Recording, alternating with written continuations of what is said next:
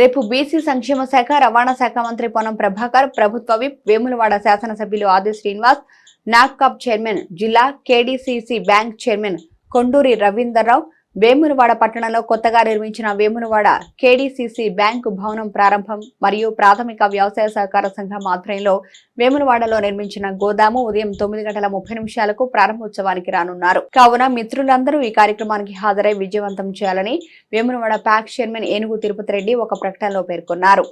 రేపు వేములవాడ ప్రాథమిక వ్యవసాయ సహకార సంఘం ఆధ్వర్యంలో నిర్మించినటువంటి గోదాము మరియు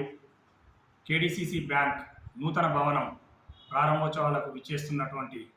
గౌరవ రాష్ట్ర రవాణా శాఖ బీసీ శాఖ మంత్రులు పొన్నం ప్రభాకర్ అన్న గారు మరియు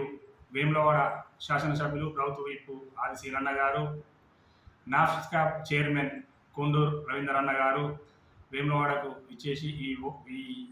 ఈ రెండు బిల్డింగ్లు ఓపెనింగ్ చేసుకోవడానికి ఉదయం 9:30 వేములవాడకు ఇచ్చేస్తున్న సందర్భంగా వేములవాడ ప్రాంత రైతు సోదరులు సోదరీమణులందరూ కూడా